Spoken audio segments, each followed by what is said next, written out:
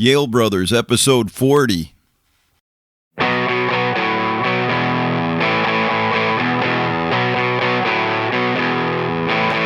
She says, what's this? You're showing me a book about poetry, boy. It's not so enlightening, that's not writing, it's just typing now, boy. It's like a smack. She reads the bones of my face like a map. The trace is the 100-year flood. Now I'm choking on a mouthful of blood. That bitter copper taste can't be erased. I'm bleeding on the blank page. Nothing gold can stay, 'cause she shines it up and grinds it back down. No heart beating in it. Tell me, where is your blue-eyed boy now? Rip off the gloves, cold and sharp like a scalpel. Your touch is death by a million paper cuts. Now every little drop's adding up. Blood splattered and stained won't ever wash away. I'm bleeding on the blank page. I'm bleeding on the blank page. My skin's getting thick, eyes getting wide, hides getting tough. Every small sacrifice is give till it hurts. It's never enough.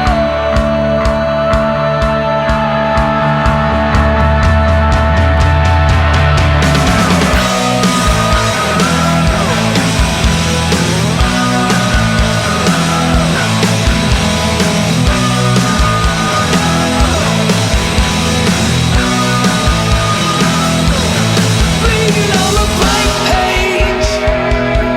I'm bleeding on the blank page. I'm bleeding on the blank page. I'm bleeding on the blank page. It's like a smack. She reads the bones of my face like a map. Tells the history of the 100-year war. I'm stretched thin as a bad metaphor. Her words cut like blades. The marks ain't gonna fade.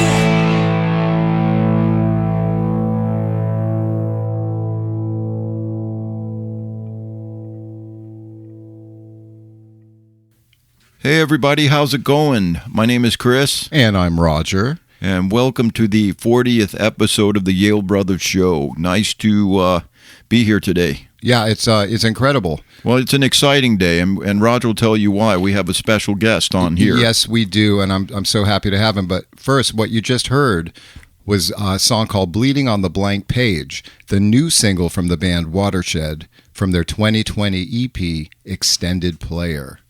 Now, I don't know about you, Chris, but that song gave me moments of joy. Yeah, and I love that's not writing, that's not type. That's not writing, that's typing. I love it, too. Yeah, it's not Production, lost on me. Everything, the riff, everything, the lyric, that's awesome. And we're going to hear more about that song and about the band because we have Watershed founding member Joe Oestreich with us today. Oh, yeah. Yeah. Yes. For sure. For sure, man. And I have called Joe a triple threat. Yeah. He's an author, an academic, and a rocker. So Yes, what sir. about that trio? Can't argue with that. Holy cow. On the academic side, he's a tenured English professor at Coastal Carolina University, right in our own backyard, right up the road. And he's also the department chair of the English department. Whoa. Yeah, very impressive, man. He holds a BA and an MFA from the Ohio State University. Now, that's just the academic side. Yeah. We're going to talk about that with him. But as an author, he's got 4 books that he's either authored or co-authored of creative nonfiction, which we'll also be discussing, hopefully.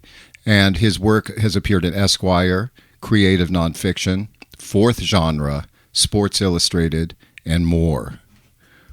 Right? Yeah, that's awesome. The more. There's a lot more. Yeah. But the rocker too, man. Good God. Come on. I went on Joe's CCU page where his bio is. Yeah. And there's something like under interesting fact. There's like a little header called interesting fact. And it says, quote, Joe is a bass player and a singer in the Columbus, Ohio-based band Watershed. Oh, yeah. Uh-huh. That's really not a lot of info because to me, and I'm sure to you, this is way more than just an interesting fact. Yeah. I covered Joe twice over the years for a couple of local outlets here, as you know, over the years. And when I first met him, it was through our friend Andre Pope, by the way, God rest him. Yeah. It was in connection to Joe's first book, which dovetails rock and roll and writing. It's called Hitless Wonder, A Life in Minor League Rock and Roll. Man, Great book, man. I have it. I love that book. But I did a piece called Rock On Mr. Chips, a conversation with Joe Oestreich. And this was in something called the Digitel back in the day. Yeah, I remember that. Seriously. Yeah. But we started out that piece with a passage from Hitless Wonder. And if you can indulge me for a moment. Please. I don't think I have a choice. No. Don't you love it when I haul out stuff to read? I love it. This is from Joe's Hitless Wonder. Please, man. We need it. Let's have it. Okay. Watershed's long haul hasn't been all sparse crowds and dive bars. At one point, we almost made it. We were limoed around Manhattan. We recorded in the same studio as AC/DC, Aerosmith, and Springsteen. We played arenas and amphitheaters, headlining shows in front of thousands, opening for bands everybody's heard of. We were treated to fancy dinners and promised by insiders that we were the next big thing. But we never had a hit song, never had a video on MTV, never won the notoriety that comes measured in songwriting residuals or on the Billboard Hot 100. And yet somehow we've stayed in the game for 2 decades, like a hustling utility man with a great glove but no bat. A hitless wonder. Man, Whoa. yeah, great. That's awesome, man. And I love that. And then it had to open like that. But then in the Digitel piece, I went on to say that at first glance, Hitless Wonder might be a rollicking rock and roll novel about a band from Columbus called Watershed, rolling around from club to club and state to state on a raucous 2-week tour in an Econoline van, the way they have done it for 25 years, give or take the variables along the way. Yeah. Right? Up to including getting signed by Epic, get that? Hell yeah. In the 1990s, getting dropped by Epic in the 1990s, and the pit bull tenacity to keep on keeping on. God, I admire these guys so much, man, and I'm a big fan. Hey, man, I'm not done yet. Oh, jeez. But this is no novel. This is the real deal. A deft memoir by Watershed co-founder Oestreich. Every page dripping with inside-the-biz gems and enough well-placed and thoughtful references to satisfy the most demanding pop culture or literary junkie. These are the highs and lows of Watershed, from great expectations to pragmatic conclusions. And these guys are lifers with no plans to stop rocking. Hell yeah. Oh, holy cow. This is, I mean, I hope this even does him justice. But remember, we also saw Watershed open for Cheap Trick at House of Blues in Myrtle in 2014. Great show. Heck yeah. Let's not waste any more time. Here's Joe Oestreich. Joe. What's up, Joe? Guys, you guys are way too kind. I was listening to you guys talk, and I'm like, who are they talking about? That guy sounds cool. Doesn't he? He sounds amazing, doesn't he? He sounds, yes, he sounds quite amazing. Fantastic to have you on here, Joe. And yeah, and before we really get going, tell us more about the song that we played up top. Yeah. So as you guys said, we've been together for a really long time. I actually played a little acoustic show at a house party here in Myrtle Beach last night, and I was talking to somebody, and they asked how long the band had been together. And it's actually now been, from when we started the band, 35 years. We started in 1985, right? So 36 years maybe. Wow, man. And so we started, we were juniors in high school in Columbus, Ohio. And as I was saying to this person last night, the amazing part is not that we started when we were 15. Lots of bands start when the kids are 15. The amazing thing is that we never stopped. We never broke up.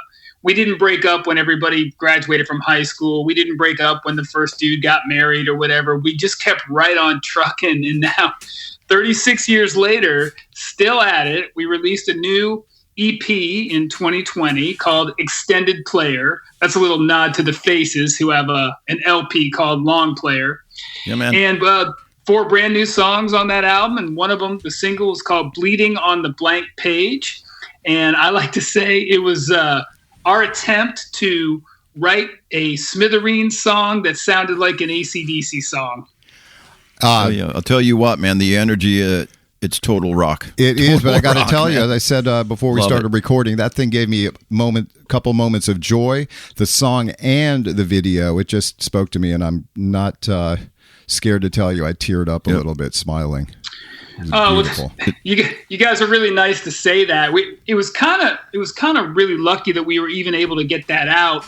We recorded those 4 tracks at our producer's studio in Michigan, just outside of Ann Arbor, in January of 2020, and we just got the recording in under the wire before COVID hit. Oh man! But then when we were making the video, we were all in full lockdown, right? And so we've got a manager of our band, Mike McDermott, who's also been with us since 1985. He was one of our high school buddies.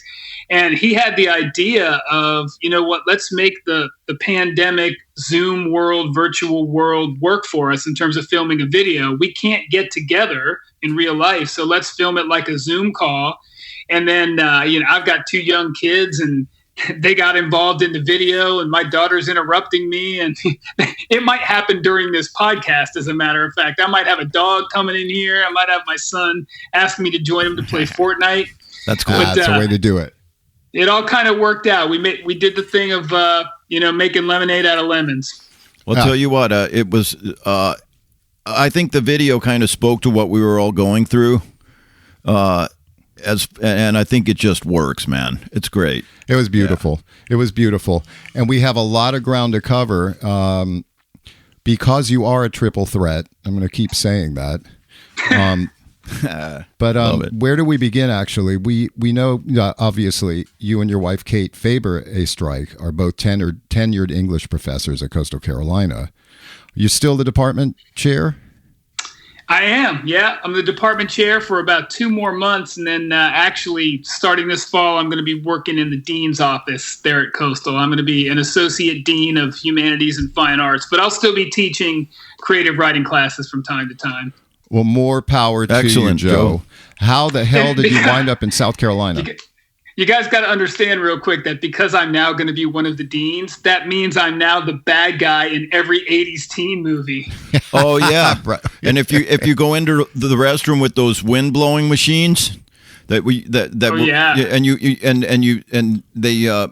move the nozzle up, they used to call that a short lecture from the dean. So good luck with that.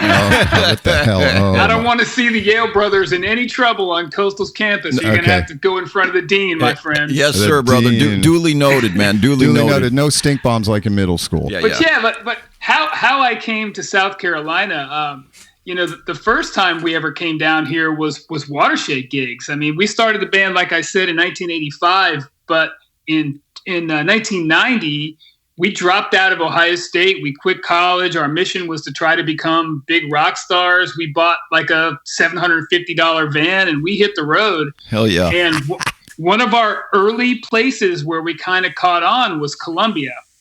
And we used to play this place in 5 Points in Columbia called Rockafellas. We played there all the time. We played there about once a month for probably 3 years. Damn. This guy who ran the club named Art Boerke, he just kind of took a shine to us. Sweet. I'm not sure whether he genuinely liked our music or if he's just like, you idiots will show up for any gig, anytime. It doesn't matter to you if you're playing Detroit the night before. You'll come down to Columbia, South Carolina to play a gig. Road dogs. And so we did, and eventually we did get signed to Epic Records, as you guys said, and we recorded an album with Jim Steinman as executive producer. He passed away recently, so we might want to talk about that in a bit. Yes, sure, absolutely.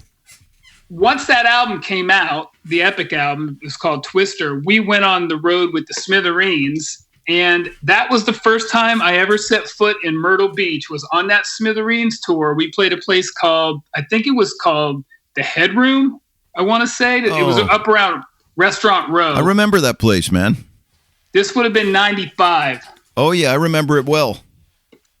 So that was a fun show. If I remember, it was kind of a metal club, but Yeah. It was a great time. The second time I was ever in Myrtle Beach was at the House of Blues, but it was not opening up for Cheap Trick. It was opening up for the Insane Clown Posse. Whoa. ISP. Wow. We did straight. I mean, we're like this little power pop band from Columbus, Ohio, but we did about 5 or 6 weeks opening up for ICP. And one of the places we played was the House of Blues here in Myrtle Beach.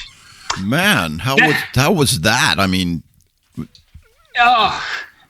sticky. It was sticky because of all that Fago. Oh, yeah, right.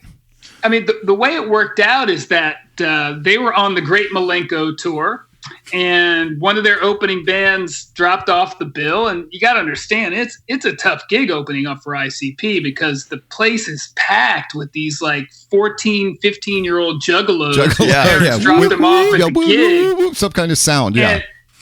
And imagine opening up for Kiss in 1976, right? Yeah. Where you're the only thing standing in between these super fans and their favorite band in the world, right? All they want is to get you out of the way. Yeah. So that's the way it was for us, man. So just real quick digression. The very first gig we ever played opening up for them was in Scranton, Pennsylvania.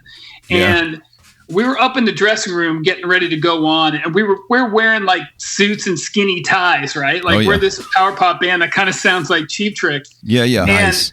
we're about to go on, and we hear the crowd going, "Watershed, Watershed." And we're thinking like, oh man, this is cool.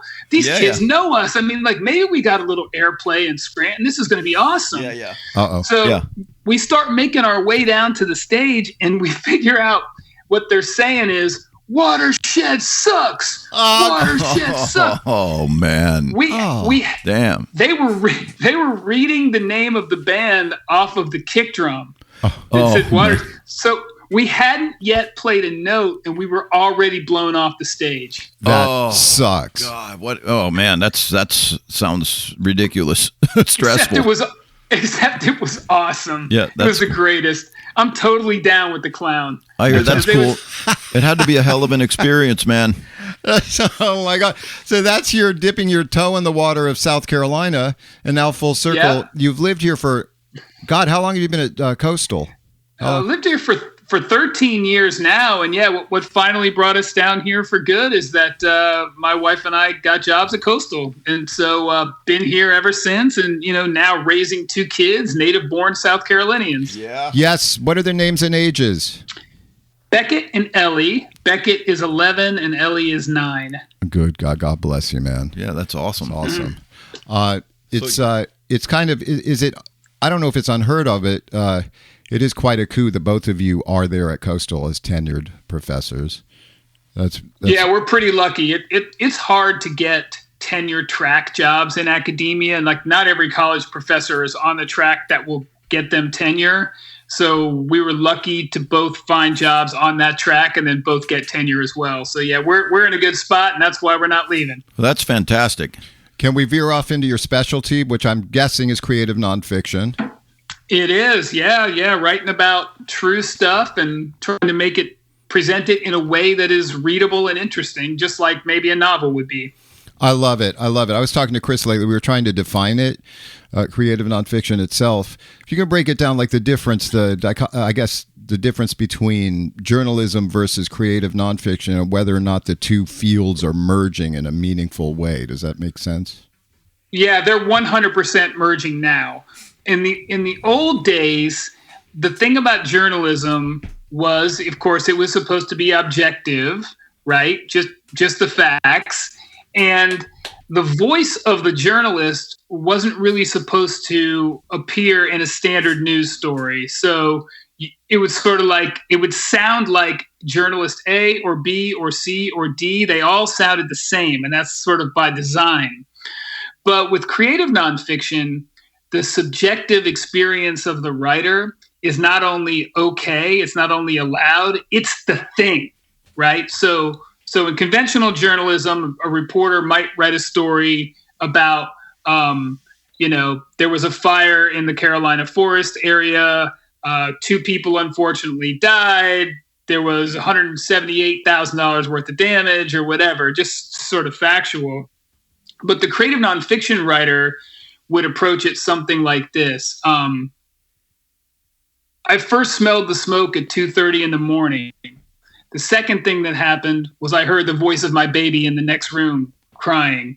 And I thought, which kid do I grab first? Or something like that, right? So the journalist is going to tell you what happened, which is great because, we need people to tell us what happened. Yeah. The creative nonfiction writer is going to tell you what it felt like that thing happened subjectively. But they're definitely merging now. Like even in the New York Times, Washington Post, you're starting to see much more of the sort of like the feature writing, magazine writing, creative nonfiction writing that used to only be in magazines like Esquire and Harper's and New York Magazine, The New Yorker, and things like that. Newspapers are starting to print more and more of that because I think readers want to get beyond just the headlines into the unique personal stories. Right. I got you. Thank you for that, Joe. That's awesome. So it's got to be a fine line between that. I mean, if you're a reporter per se, not just the inverted pyramid anymore. It's got to be a balance. Right. It's got to be a balance, I guess. Yeah. And part of it depends on what section of the newspaper it appears in. That makes sense, yeah. On the front page, you sometimes get a little bit more of the straightforward news. And then as you get a little into the lifestyle sections and the magazine sections of the papers, you can sort of get a little more subjective. Okay, fair enough. I'm just curious. Thank you. Yeah. Thank you, man. And as another component of the triple threat, when we first met, Lions Press had just put out your first book, Hitless Wonder. Which I proudly have a copy of. And which we got sloshed Nice. at the signing party. Yes, we did. And you guys performed that night too. Am I remembering that correctly? Yeah, yes, great night. exactly. Nice, intimate place, man. It was awesome. And later down the line, I want to talk about your stage setup, which is cool too. But we loved the book, both of us. Yep, and sure it was like a rollicking, quote unquote, rock and roll novel, but it's a real deal. But you mentioned somewhere that it started as Econoline, baby. Yeah, I want to talk about that too. And it started as a thesis in grad school. Yeah. I said that when Watershed were kids, we dropped out of college to go on the road, and I stayed out of college for a very long time. We got signed to Epic, we got dropped from Epic, and I was away from school for 10 years as we almost became rock stars, but not really that close. And then eventually I went back to school and graduated, and the band stayed together the whole time playing gigs.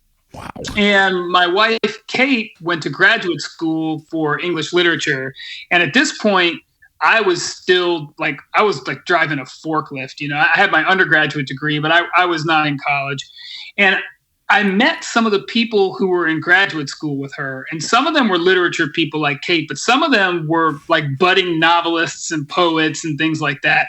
So I'd meet them at parties and I'm like, hey, what are you studying? And it's like, oh, I'm studying creative writing. And I'm like, what? Like you can go to school to be a writer? I thought writers were from another planet or something. I didn't know normal people could be writers. So I actually thought to myself, if these jokers can be writers, I can be a writer. Why not? So I put together a little writing sample, and I was lucky I got into Ohio State to their Master of Fine Arts and Creative Writing program. Damn. And in order to graduate from that program, you write essentially a book. They call it a thesis, but it's a book manuscript.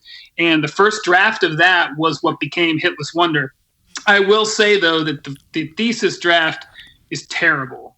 And the reason why I didn't really know the story yet. I didn't know what was interesting about Watershed at that time. And so I basically started at the beginning and just started going. Yeah. And the problem is it took me 400 pages to to get us out of high school or something. Oh, I see. I get you for sure. Nice. I didn't know the story, right? But that draft ended up being very productive because I ended up throwing away like 250 pages, but it ended up being very productive because it taught me what the real story is. And the real story of the band, and this is what became the book, is not, oh, these guys started a band at age 15. The real story of the band is, holy crap, these guys are in their late 40s and they're still going. Like, why, given that they're never going to be rock stars and they're still playing in Detroit on a Tuesday night for 20 people maybe and $75 maybe. Right. Why haven't they quit? And is it admirable that they haven't quit, or is it pathetic that they haven't quit? It's awesome, man. It's awesome. The music's calling, man. Yeah. Oh, you guys answer the call on it. Constantly and consistently. I totally admire that. We definitely want to talk about a bunch more stuff about Watershed.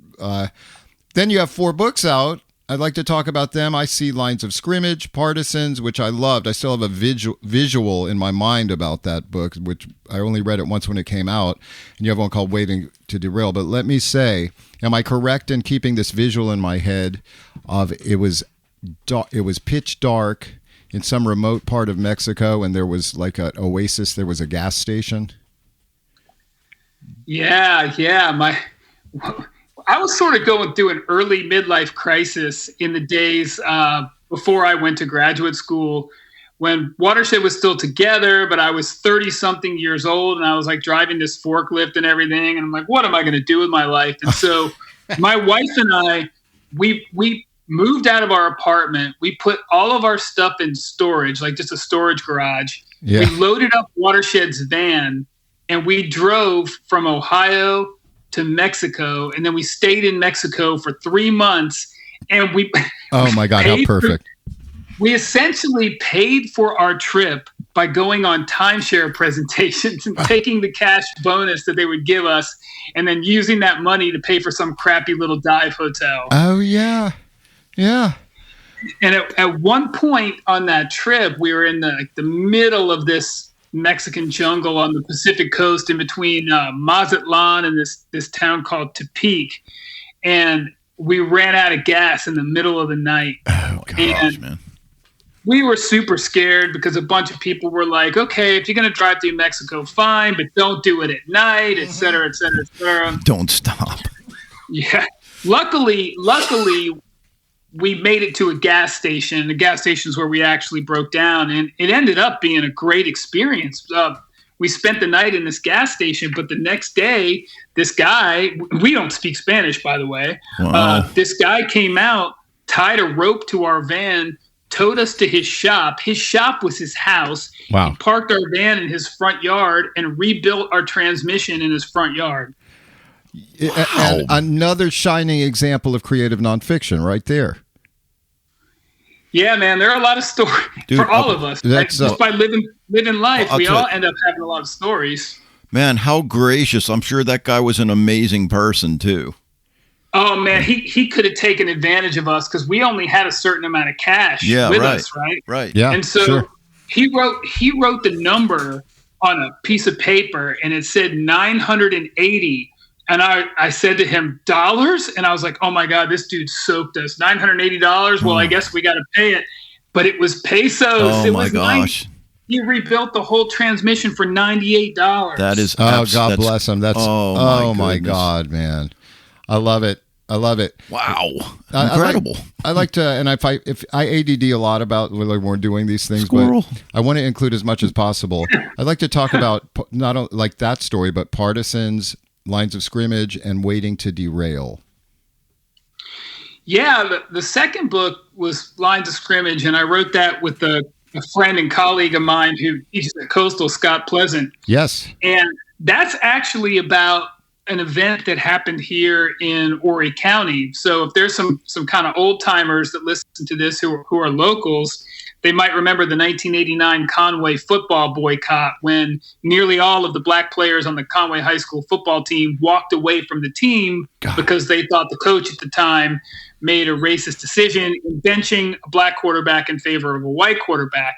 Now, the white quarterback is Mickey Wilson, who is, still currently the coach at Myrtle Beach High School. Yes. The coach at Conway at the time was Chuck Jordan, who is no longer the coach. But I just thought that the story was very, very interesting, largely because of the racial implications, because of the fact that a lot of white people, let's face it, in Conway didn't think there was racial tension until this event. You know, I didn't realize the African Americans were so upset, you know. Wow. So I thought that was an interesting story. But then the fact that Chuck Jordan's Conway Tigers and Mickey Wilson's Myrtle Beach Seahawks are now fierce rivals. Amen. The player has become the rival coach, right? Like I thought this story was really good and worth telling, and not a lot of people knew about it. So that's what the second book is about. Well, that sounds very interesting. Really, really interesting, Joe. Wow. Who would have thought, man? Working with Scott, how was that? It was really fun having a co-writer. It was great. Like Scott's the one that told me about the story. I wouldn't have really known about it if not for him. And it was fun working with somebody. Now, I have a partner in Watershed, Colin. The two of us founded the band together when we were teenagers. And so I'm used to working closely with somebody. So Colin is my partner in Watershed, and working on this project with Scott was sort of like that. I love it. Love it. I get you. Chris might be interested in this in the next book, and forgive me, I don't have the subtitle, but Waiting to Derail. Chris, I don't know if Chris would probably like to hear this. Yeah, so that's another book that I co-wrote with somebody else, and my co-writer on that book is Thomas O'Keefe. And the thing about Thomas is that he was the tour manager for Ryan Adams' original band Whiskeytown for almost the entirety of their existence. So oh my gosh. Throughout the whole time when Ryan Adams was establishing his reputation as being sort of like a modern day Keith Richards, you know, a little bit drunk, a little bit ornery, a little bit of an ass. Yep. My guy Thomas was there the whole time. So like if anybody ever heard a story about like Ryan passing out on the sidewalk in front of the Double Door in Chicago, Thomas is the guy that physically picked him up and walked him back to the van. Wow. So Thomas had all of these Ryan Adams stories, and Thomas and I had been talking for years, like, you got to write that into a book, man. And so heck yeah. We worked on that together, and I think it turned out really well. Of course, I don't know if everybody knows this. I mean, if you're a Ryan Adams fan, you definitely know this. About 3 months after our book came out, Ryan kind of went through a MeToo situation you heard of it. It's not like, in the grand scheme of things, who cares about our book? You know, the victims of Ryan, that's way more important than any book. But every now and then, Thomas and I joke like, that son of a bitch screwed us again. Oh man. My God. He didn't want that book to come out. So yeah. Oh my God. That's crazy, man. Our book doesn't matter in the grand scheme of things, but if anybody's interested in what Ryan was like back in those early Whiskeytown days, this is the book for you. Well, it sounds completely interesting to me, man. Very compelling. For sure, Joe. Oh, my God. Well, Ryan might kind of be a jerk. He wasn't always the nicest person in the world, especially, it turns out, not to women. Yeah. But he's a really talented guy and an incredible songwriter. Well, you can't take that away from him, man. Yeah. Absolutely not. Yeah. And so it was really fun for me to work on that project because I got to know I was already a fan, but I just got to know him and his songwriting, his material, and his life so much more. And it just really satisfying experience. Oh, I bet it was, man. He's hell of a producer also, man. Yeah. Hell yeah. Okay, let's talk about Watershed. Okay. Let's talk about Watershed. Let's talk about the real rock stars. There we go. Come on now, brother. Let's come get on, back. man. I was becoming kind of fanboyish. I couldn't get through the intro about this. I mean, that mantra, Watershed. I mean, that's a thing anyway, without the sucks part from the Juggalos. You guys have been together, you say 36 years now? Yeah. That's crazy. Can you also, in addition to Colin, run down your bandmates and a brief trajectory of the band, if that's okay? Well, yeah, like I said, we started out in high school, and the original band was Colin Gawel, Schupp, and me. And the thing about the band, and this was kind of Colin's genius from the beginning, is he wanted to put together a band of guys who were already friends. So like when we started the band, I didn't know how to play the bass. I learned to play the bass in this band. And Herb didn't even have a drum set. So he learned to play the drums in this band, which means it took us a long time to get good. Right. However, I think that's also why we stayed together, because we were friends before. We're always going to be friends. So, we're not like these gunslinger dudes that are always just looking for the next best gig. Yeah. We're going to be, if we're not playing a gig, we're going to hang out together or whatever. So that ended up being the secret genius to our longevity. Well, heck yeah. It's good. It's a foundation. For sure. Yeah. For sure. And shortly after the ICP tour, the Juggalos might have pushed him over the edge. Herb, our drummer, finally quit. This was in like 1998. Oh, well. And then another local guy named Dave Masica came and joined the band, really helped us out at a time where we needed some new energy. And probably two of our best albums we recorded with him. One's called The More It Hurts, The More It Works. The other's called The 5th of July. And then he stuck with the band until shortly after that Cheap Trick show. Matter of fact, that Cheap Trick show in Myrtle Beach at the House of Blues was the last show we played with him. He had to leave because of some health problems. So then the original drummer, Herb, came back into the band. Amazing. So Herb is now back, and that's where we stand now. Herb played on all the tracks for this EP that came out in 2020. Yeah, nice. I'll tell you, man, it's solid. Nice. It's such a tight, solid sound, man. I love it. How many albums in total you guys have now? I don't know, 8 or something. How many? 8 plus just a bunch of EPs and singles and stuff like that. But full lengths, I don't know, 8 or 9. No, but yeah. We've written a lot of songs, I'll tell you that. No doubt, brother. I believe it. And the paradigm's changed. You don't need full length anymore. You got the EPs and one-off singles and stuff like that. Sounds cool to me. Yeah. The Econoline tours. I mean, that's crazy, man. Like you guys still get together. How does that work with your schedule, and what happens? When's the last time you guys embarked on something like that? Every now and then, because I'm the jerk who left Ohio. Everybody else is still in Ohio. I'm the bad guy in this story, I think, because I'm the guy that moved away. Somebody has to be. But what we'll do is we'll wait till the summertime or Christmas break or something like that, and we'll book together, 4 or 5 shows, usually kind of in a line between Columbus and here. So we might play like Columbus and Raleigh and Atlanta, and then maybe a show in Myrtle Beach, maybe not. And we'll just get together, play 4 or 5 shows, and then go back, We don't feel the need to play. We used to play 20 sometimes a month, right? Good and God. Now we play 4 or 5 times a year. Yeah. But for us, the thing has always been about chasing the next good song. So I think the 2 reasons why we're still together, one is because we're friends anyway, but the second one is that I think we might be crazy, but we honestly believe that our best song is still out there to be written. Yeah, I get you. We're still trying to catch that next best song, Well, if that doesn't egg you on and motivate you, what does, man? What would? Right? That's beautiful, man.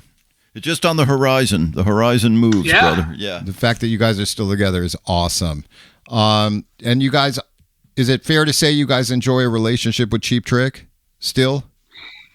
Yeah, we do. We first played with them at Deer Creek Amphitheater in Indianapolis in 93 or 94. Wow. And that's the first time we ever played like one of those big 20,000 seat outdoor amphitheaters. It was us, Bachman Turner Overdrive and Cheap Trick.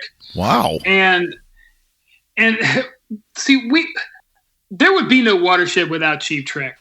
Colin and I decided to form the band on a night when we were teenagers after we saw Cheap Trick at the Ohio Center in Columbus, Ohio. It was Cheap Trick, Crocus, and Saxon, I remember. Wow.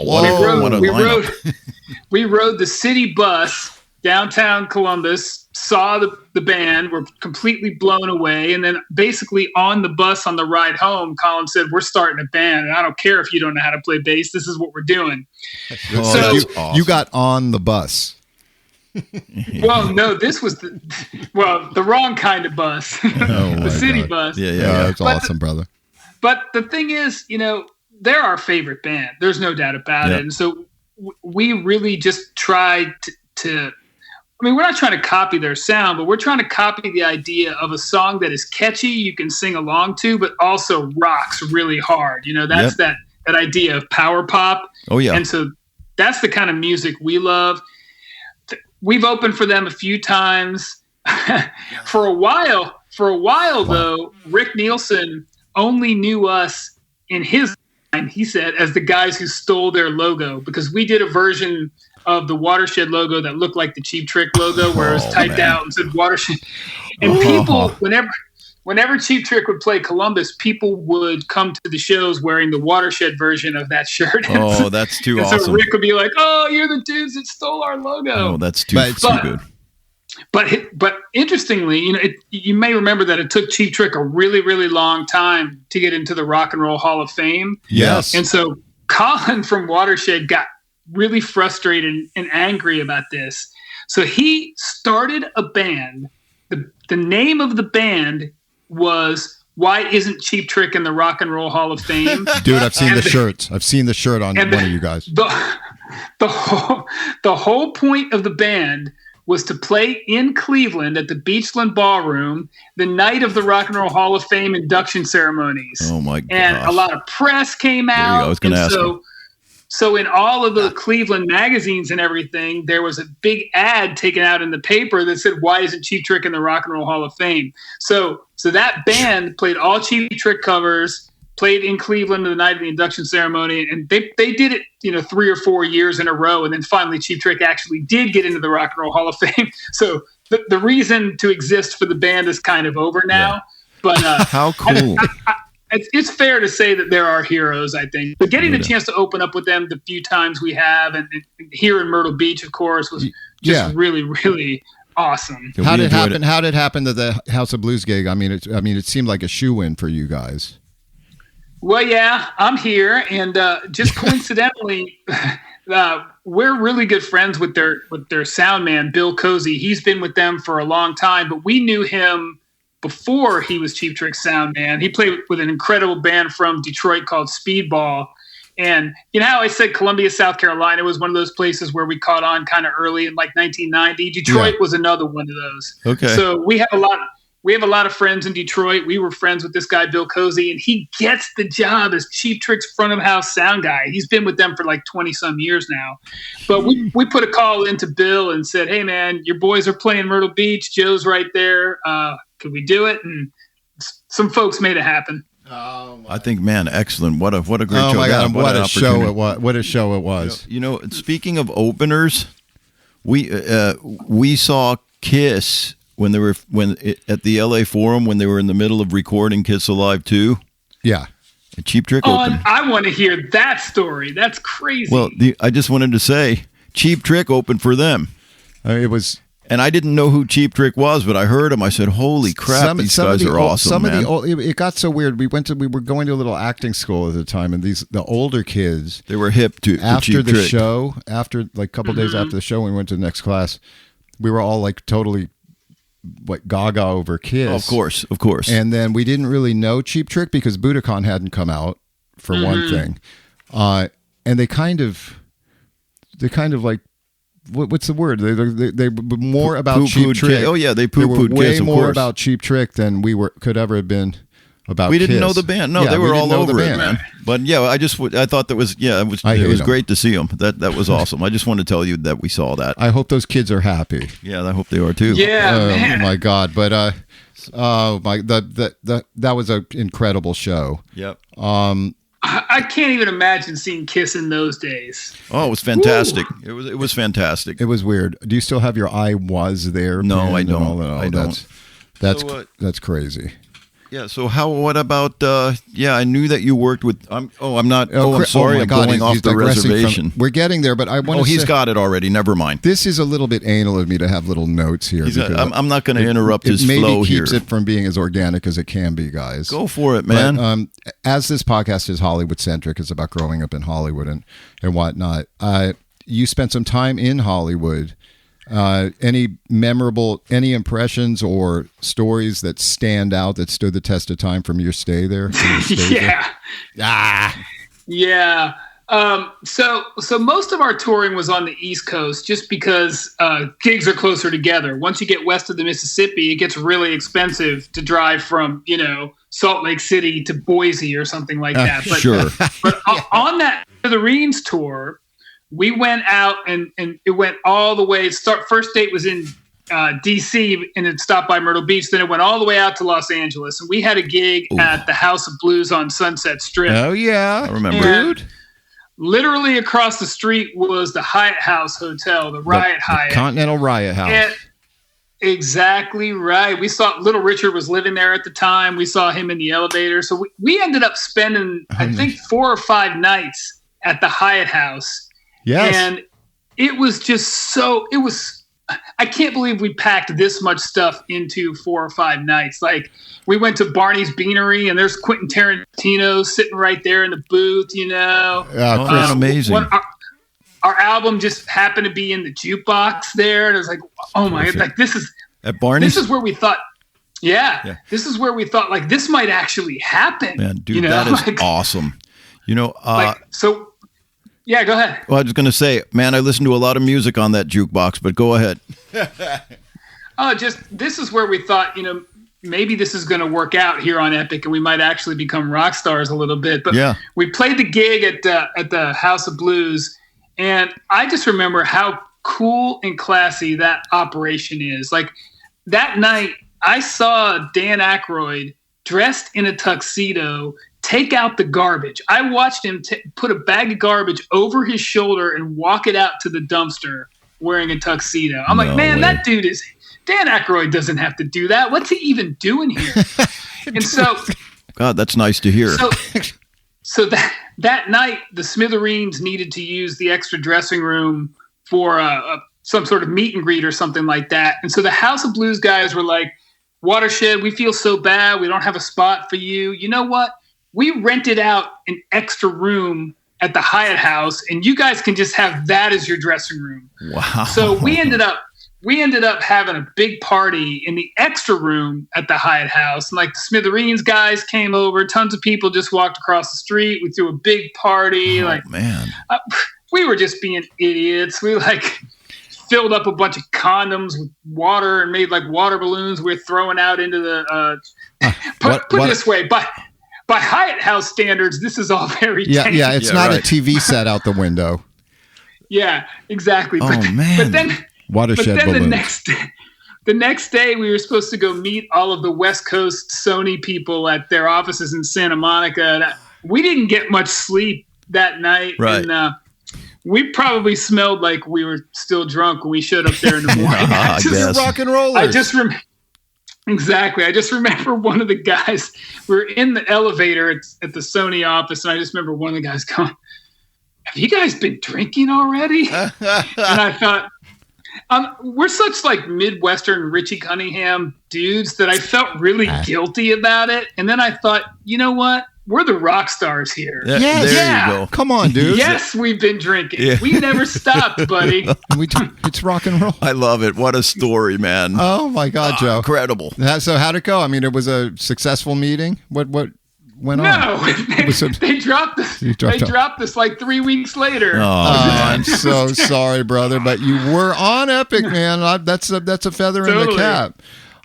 Yeah. And we're a couple months ago now, we lost Jim Steinman. We actually mentioned that a couple episodes ago. We did mention you and Watershed when we were talking about Jim Steinman a few episodes ago. But I do recall, I don't remember the details from Hitless Wonder, but what was your experience like with Steinman? What a character that guy is. I like him so much. And I'm so sad that we now live in a world where there's no Jim Steinman around, making his big rock and roll fantasy Wagnerian operas. Oh, yeah. Right. My daughter loves him.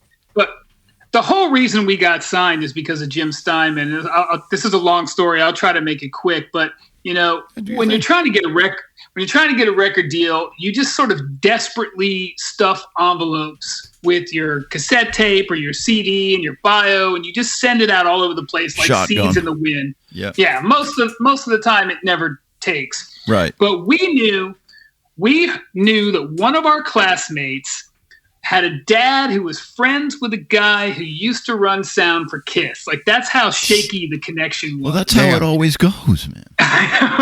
So we sent it to our classmate, who sent it to the dad, who sent it to the guy who used to run sound for Kiss. And it just so happens that this guy was Steinman's personal assistant. And then this guy passed the tape on to Jim Steinman's driver, Charles. Jim doesn't drive. He had a personal driver who would just roll him around from upstate New York into the city in a town car. Wow. This guy, Charles, was listening to our tape while Steinman was in the back seat. And after a couple minutes of hearing our song, the single we were pushing at that time, we weren't on a big label or anything, just a local Columbus label. The single was called How Do You Feel?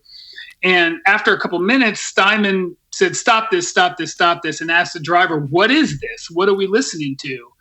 The driver told him, and Steinman just fell in love. He basically said, this sounds like the Gin Blossoms, but with balls. Yeah. Hey. And so he decided that he was going to manage us. Oh, yeah. So the problem was Jim Steinman is this artist, right? But he's not like a day-to-day manager that can take care of the nuts and the bolts and the contracts and, making sure the trains run on time. Yeah. So he got his manager to co-manage us. So we were managed by Steinman and Steinman's manager, this guy named David Sonnenberg. And because of that sort of heavy hitter connection, they got the president of Epic Records, Richard Griffiths, who had signed Jim to the Bat Out of Hell deal. Yeah. Richard Griffiths flew across from London to New York on the Concorde. So this is how long ago we're talking about. Wow, man. Damn. He flew on the Concorde across to New York to see our show at the Downtime, this little bar in Manhattan. And after that night, we had our big deal with Epic, and it was all because of Jim. And then Jim was the executive producer on our album as well. So we got to work with him in the studio.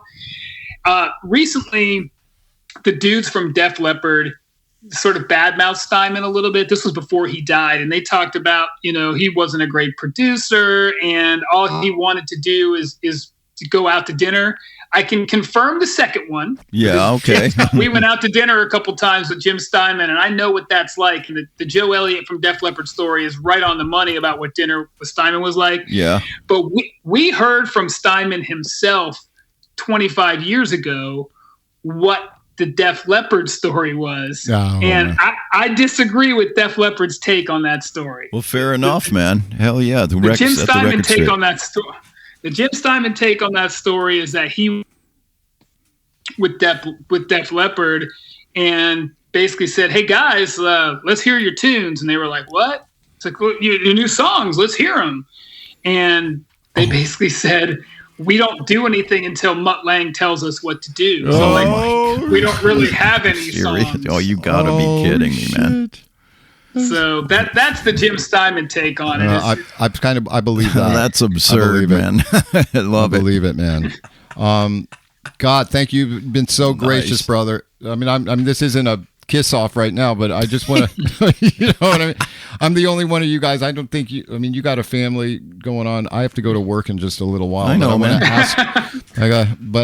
Poor guy. No, shut.